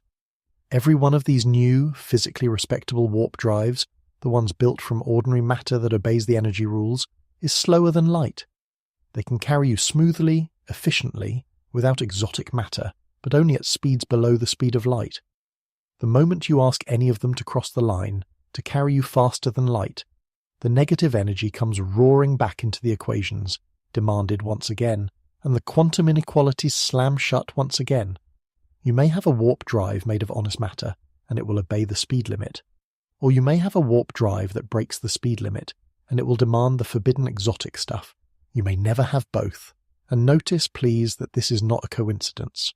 It is the same guard, at the same post, that we have met at every door tonight. The reason a faster-than-light warp drive demands negative energy is, at the deepest level, the same reason the tachyon falls silent, and the same reason the energy barrier runs to infinity. It is that a faster-than-light warp bubble, like every other faster-than-light scheme, could be turned into a telegraph into the past. The negative energy requirement is not an arbitrary engineering obstacle that a cleverer engineer might one day route around. It is the universe's way of pricing causality violation at a cost it will never pay. The quantum inequalities are causality's accountant, and the books always balance in causality's favour. So the third door, the cleverest door, the door that conceded everything and tried to slip around the side by moving space instead of moving through it, closes like all the others, and it closes for the same reason. Move a ship through space, and the energy runs to infinity. Send a tachyon, and it falls mute. Warp space itself into a bubble, and the universe hands you a bill payable only in a currency it refuses to mint. 3 doors, 3 closings, 1 guard. But there is a fourth door, and it is in some ways the most tempting of all, because it does not even ask you to go fast. It asks you to take a shortcut. It asks, what if the 2 points you want to connect were not really far apart at all? What if you could fold the space between them and step through the fold and arrive without ever crossing the distance? That door has a name out of the strangest corner of general relativity. It is the wormhole, and what waits on the far side of it is not a destination. It is a trap, and it is the same trap, wearing a different face. Part 11. The Tunnel and the Trap. A wormhole begins from the same insight as the warp drive. That space is a flexible thing, but it uses that insight in a different and at first even more appealing way. Instead of asking space to carry you, the wormhole asks space to fold. Picture the distance between 2 stars as a long line drawn across a flat sheet of paper. To get from one to the other in the ordinary way, you must travel the entire length of that line. But now imagine bending the sheet, curving it around until the 2 points once far apart along the surface are brought close together through the empty third dimension above the page. If you could punch a tunnel straight through that short gap, you could step from one star to the other without ever travelling the long line drawn on the sheet. The 2 distant places would be connected by a shortcut that does not lie within the ordinary space between them. That tunnel is a wormhole, and in the language of general relativity, it is a bridge connecting 2 separated regions of space-time. The idea is old, older than you might expect. It grows directly out of the mathematics of Einstein's theory, and physicists have studied versions of it for the better part of a century. But the version that matters for us, the one that could actually be travelled through by a person and not just scribbled on a chalkboard, was worked out carefully in 1988 by the physicists Michael Morris and Kip Thorne, the latter of whom you may know as one of the great gravitational physicists of our age. They asked a simple and serious question. Setting aside whether we could ever build one, what would a wormhole have to be like for a human being to actually pass through it safely, to fly in one mouth and out the other and survive? And they worked out the answer in detail, the shape it would need, the way it would have to hold itself open, the conditions inside the throat. They made the wormhole for the first time a precise object of physics, rather than a vague piece of fiction. The deepest roots of the idea reach back to 1935, to Einstein himself, working with his colleague Nathan Rosen.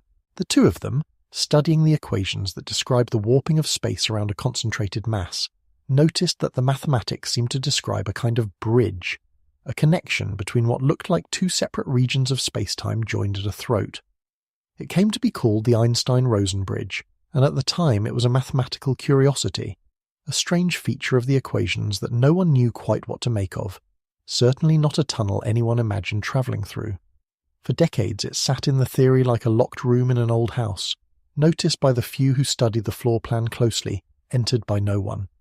The word wormhole came later, coined by the physicist John Wheeler, who had a gift for naming the strangest objects in physics, and who pictured the connection as a hole bored through the apple of space, a shortcut a worm might take across the surface by tunnelling through the middle rather than crawling the long way around the skin. But the early versions of these bridges had a fatal flaw for anyone hoping to use them. They were not traversable. They pinched shut too quickly, or led only to crushing regions no traveller could survive, or required falling into a black hole from which nothing returns. They were tunnels in name only, mathematical connections that no actual person could ever pass through and live. It was precisely this flaw that Morris and Thorne set out to address, and they did it in an unusual way.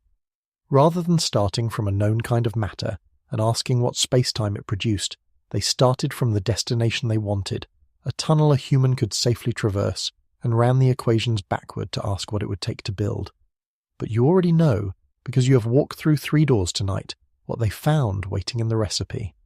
To hold a wormhole open, to keep its throat from pinching shut the instant anything tried to pass through, You need to thread it with the same forbidden ingredient that doomed the warp drive. You need negative energy, exotic matter, the deficit dug beneath the floor of empty space. A wormhole without exotic matter collapses faster than light could cross it, snapping shut like a throat closing, crushing anything inside. To prop it open long enough to travel through, you must line its throat with a substance whose energy is less than nothing, held there steadily in quantity, against everything the quantum inequalities allow. The wormhole, like the warp bubble, is permitted by the geometry of general relativity and forbidden by the accounting of the quantum vacuum. The shape is legal, the materials are not. You might think that is the end of the wormhole, another door closed by the negative energy guard, and in a sense it is. But the wormhole has one more lesson to teach us, and it is the most important one, because it shows that even if you could somehow get past the negative energy problem, even if you found a way to hold a wormhole open, you would not have escaped the trap. You would have walked straight into it. Because Morris and Thorne, together with a third physicist named Ulvi Yurtsever, noticed something about their traversable wormhole that turned it from a shortcut into something far more dangerous. They realized that a wormhole, once you have one, can be converted into a time machine. And the way you do it is almost insultingly simple. Here is the trick, and watch how it brings us all the way back to the beginning of the night. Suppose you have a wormhole with two mouths, two openings, one here and one there, connected by the tunnel through folded space. Now take one of the mouths and put it on a fast spaceship and fly it around at close to the speed of light, and then bring it back. You know, from everything we have learned, what happens to a clock that travels fast? It runs slow. The mouth that went on the journey ages less than the mouth that stayed home. When you bring the travelling mouth back and set it down next to its twin, the two mouths no longer agree about what time it is. One of them is, in effect, sitting in the past of the other. And now the wormhole tunnel connects not just two places, but two times. Step into the mouth that stayed home, travel through the throat, and you emerge from the travelling mouth at an earlier moment. You have built a tunnel into the past. You have built, out of a shortcut between two places, a telegraph into the past, the very thing the whole structure of relativity exists to forbid. Do you feel the pattern closing, the way the loop closed at the console? Every single door we have opened tonight, followed honestly to its end, leads back to the same forbidden corridor. The fast ship leads there through infinite energy. The tachyon leads there and falls silent at the threshold. The warp drive leads there and demands a currency the universe will not print.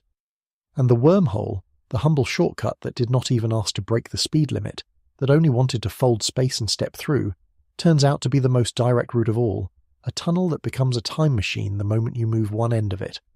There is no escaping the destination.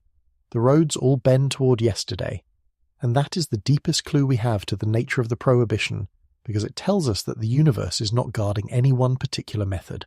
It is guarding the destination itself. It does not care whether you arrive by rocket or by tunnel, or by warped bubble of space. It only cares that you never arrive in the past, and it has arranged the laws of physics so that every road there is blocked, each by a different barrier, all of them pointing at the same closed door. Which raises the question that has been building all night, and that we are nearly ready to face directly. If the universe is guarding the destination and not the method, then what happens if someone is clever enough to slip past all the individual guards? What if, by some combination of tricks we have not thought of, an engineer of the far future actually manages to build the wormhole, hold it open, move the mouth, and create the tunnel into the past?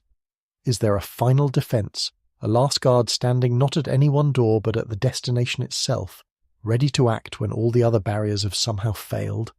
The greatest physicist of his generation thought there might be, and he gave that final defense a name and a conjecture and a wonderfully wry remark about who it protects. We are going to meet Stephen Hawking's last line of defense, the guard who waits at the very end of the corridor, and we're going to find out what he believed the universe would do to a time machine at the precise instant it switched on. Part 12. The Last Guard.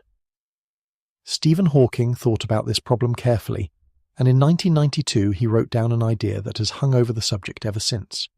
He had noticed exactly what we have just noticed, that general relativity seems to permit time machines a little too easily, that if you grant a traversable wormhole or certain other exotic arrangements of space-time, the construction of a tunnel into the past follows almost for free. This troubled him, as it should trouble anyone, because a universe that builds time machines out of benign ingredients is a universe that can contradict itself, and Hawking did not believe the universe contradicts itself. So he proposed that there must be something we are missing, some law not yet fully understood, that steps in to forbid time machines even when the rest of physics seems ready to allow them.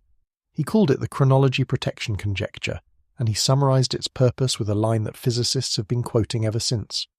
The conjecture, he said, makes the universe safe for historians. Make the universe safe for historians.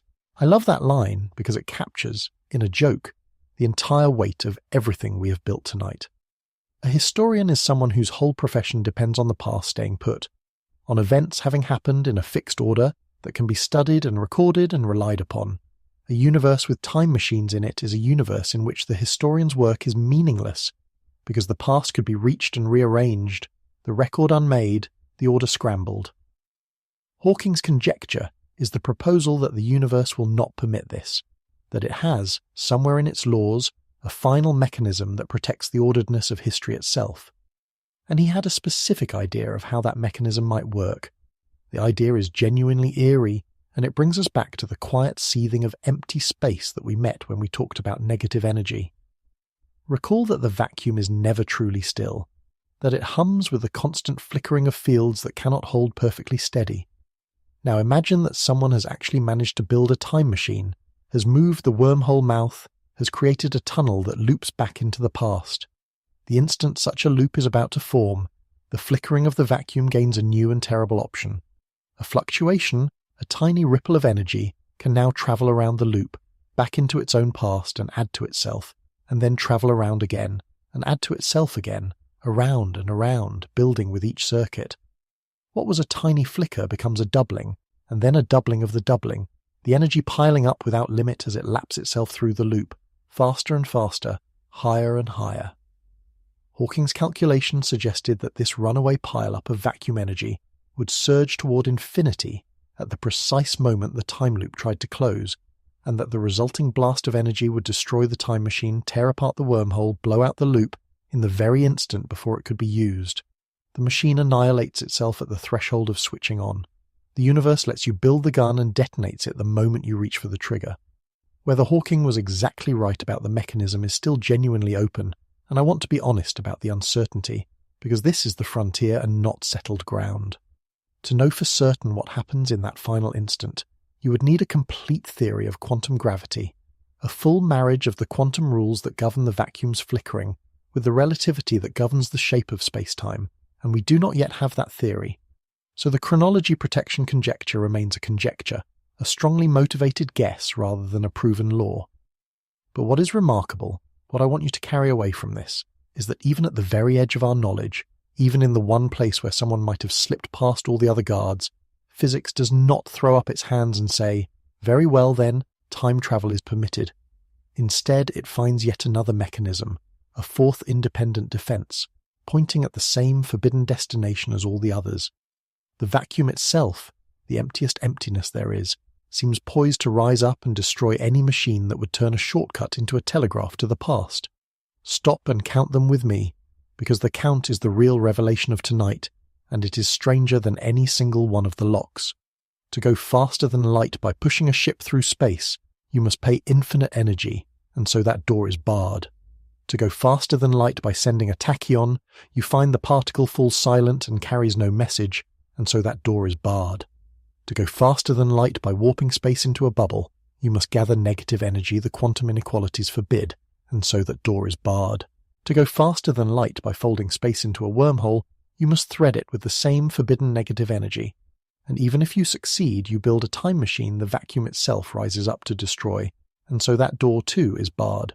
4 doors, 4 entirely different mechanisms drawn from 4 different corners of physics, the energy of motion, the behavior of quantum fields, the accounting of the vacuum, the runaway of fluctuations around a loop, and every one of them guards the same thing. Now ask yourself the question that should be ringing in your ears. Why so many locks on one door? When you find a single bolt on a gate, you assume there is a boundary, a property line, a simple keeping in or keeping out. But when you find a gate bolted 4 times over, each bolt of a different make, forged by a different smith, each one alone sufficient to hold the gate shut, you stop thinking about the gate and start thinking about whatever is on the other side of it. You begin to suspect that the thing being protected is not incidental but central, not one rule among many, but the rule the others exist to serve. And that is exactly the conclusion the redundancy forces on us. Causality, the simple ordering of cause before effect, is not one law of physics sitting alongside the others. It appears to be the thing the other laws are arranged to protect. The energy barrier, the silence of the tachyon, the quantum inequalities, the chronology protection conjecture, these are not four separate facts that happen to point the same way. They are four expressions of a single deeper insistence, the universe's refusal to let any effect arrive before its cause. And here is where the whole night turns, because we have spent all this time treating the prohibition as a frustration, a barrier between us and the stars, a wall we keep running into. But the redundancy suggests we have had it backward. The universe is not working this hard to keep us small. It is working this hard to keep itself coherent. Every one of these locks is in place not to imprison us, but to protect the one feature of reality without which nothing else could function. The orderedness of time, the doneness of the past, the reliable flow of cause into effect. We have been standing at a bolted gate, resenting the bolts, and we are only now beginning to wonder whether the bolts are holding something in or holding something together. To see that clearly, though, we have to do one more thing, and it is the thing that finally turns the key. We have to look at the cases where the universe actually does let something outrun light. Because it does, in several ways, more often than you would think, and at first those cases look like cracks in the wall, like places where the rule breaks down. But every single one of them, examined closely, turns out to obey a single quiet condition, and that condition is the secret the whole night has been circling. The universe is perfectly happy to let things go faster than light, as long as they cannot carry a message. And there is one story, one real and recent and very human story, where that secret was nearly missed, where for a few months the whole world wondered whether a beam of ghostly particles had finally broken the rule, and where the answer came not from theory but from a single loose cable. We are going to that story now. Part 13.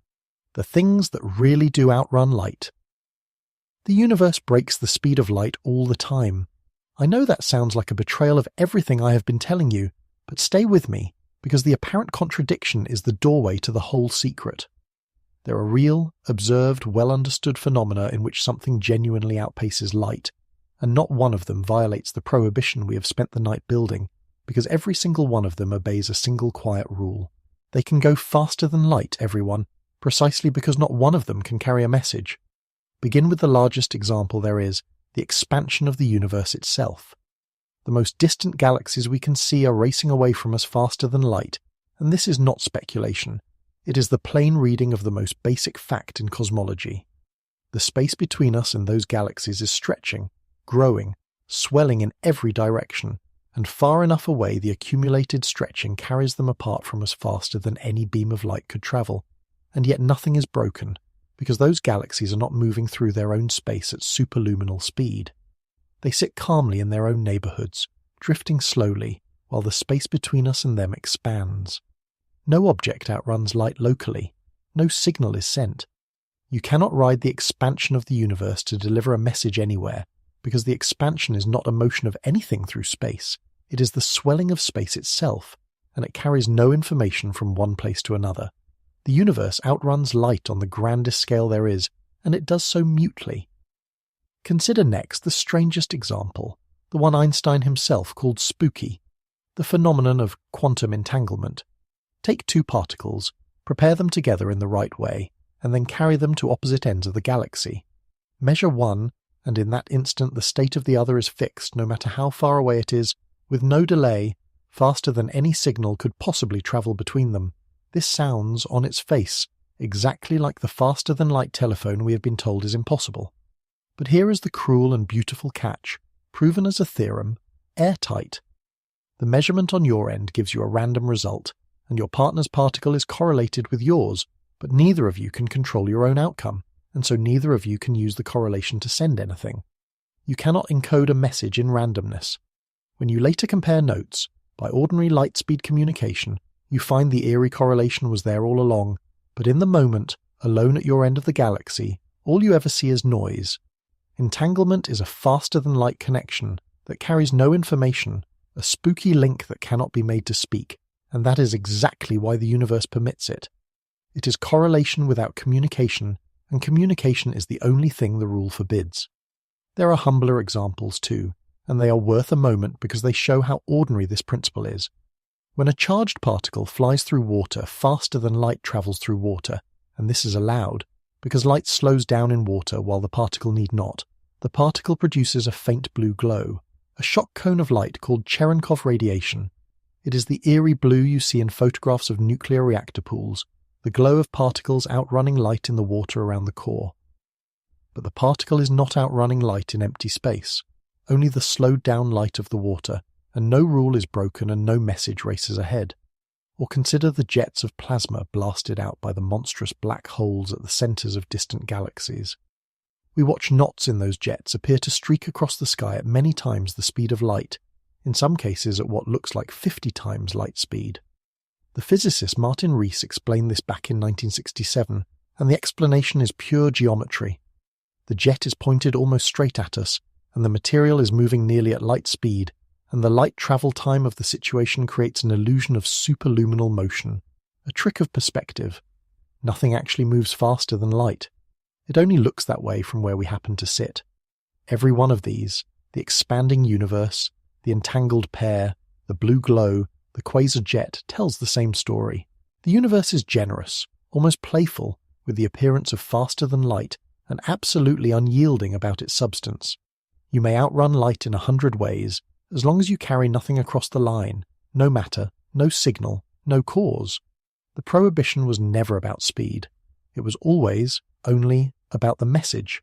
And there is no clearer proof of how seriously the universe and the people who study it take that distinction than a story that unfolded a little over a decade ago in a laboratory beneath a mountain in Italy, where for a few months it looked as though the rule had finally actually broken.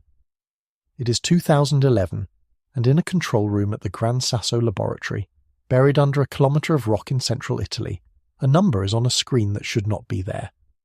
A beam of neutrinos, ghostly particles that barely interact with anything, has been fired through the Earth from the great laboratory at the border of Switzerland and France, 730 kilometres away, and the neutrinos are arriving early. Not by much, by about 60 billionths of a second, 60 nanoseconds, sooner than a beam of light could have made the same journey. The physicists check it and check it again, and the number does not go away. 60 nanoseconds. The neutrinos appear to be travelling faster than light, and the people in that room understand, better than anyone alive, exactly what that would mean, because they know everything you now know. They know that faster than light is a telegraph into the past. They are looking at a number that, if it is real, means they have built by accident the first machine in history capable of sending a message backward in time. And here is the thing I want you to hold on to about these scientists, because it is the quiet centre of the whole night. They do not announce that they have broken the speed of light. They do not call a triumphant press conference to claim the discovery of the century. They do the opposite. They stand up in front of the world and they say, in effect, we have found something we do not believe, and we cannot find our mistake, and we are asking all of you to help us find it. They publish their result not as a victory but as a problem. They invite the entire global community of physics to tear their work apart, to scrutinize every cable and every clock and every assumption, to prove them wrong. They are sitting on the most extraordinary claim a physicist could make, and instead of clutching it, they hold it out and say, please find our error. That is not weakness. That is the strongest discipline science has, and it is the human mirror of the very thing we have been studying all night. The same caution that keeps a scientist honest is the caution that guards causality. The willingness to be wrong in public over something that mattered enormously is the human version of the universe's own refusal to contradict itself. And the error was found. It took months of careful checking by the team and by everyone they had invited to look, and in the end it came down to something almost unbearably small. A fibre optic cable, the one carrying the timing signal from a satellite clock into the experiment, was not screwed in all the way. It was loose by a fraction, and that tiny looseness added a tiny delay to the timing, and that delay was very nearly the whole of the 60 nanoseconds. There was a second, smaller error in a clock's oscillator that pushed the other way, but the headline cause, the thing that nearly rewrote physics, was a cable that was not quite tight. When they corrected for it, The neutrinos fell exactly back into line, arriving at the speed of light, not a whisper faster, within the precision of the measurement. The telegraph into the past had never been built. It had been a connector, slightly loose, beneath a mountain, and the team announced that too as openly as they had announced the anomaly, and the rule stood exactly where it had always stood. I find that story almost unbearably moving, and not for the reason you might expect. It is not the cable that moves me. It is the discipline.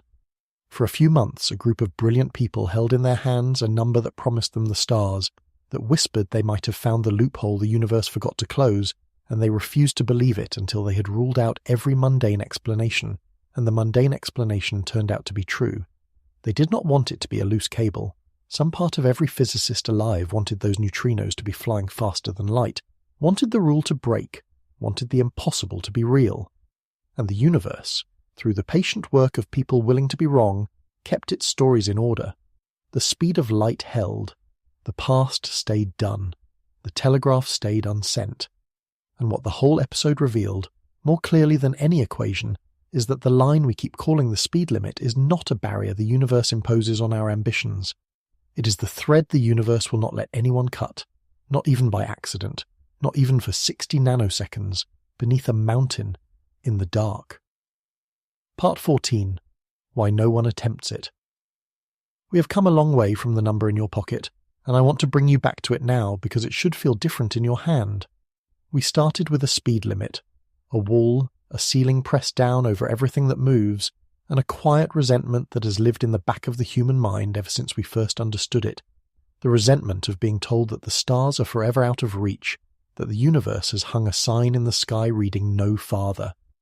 That is the feeling most people carry their whole lives when they think about the speed of light. It is the feeling of a locked door, and I have spent this night trying to slip the key into your hand, one turn at a time, so that when we arrive here at the end you might open that door and find, on the other side of it, not a prison after all, but the thing that has been holding the whole house up. Because the title asked a question, and we are finally ready to answer it plainly. Why does no one attempt faster than light travel? Not why does no one succeed, but why does no serious person even try?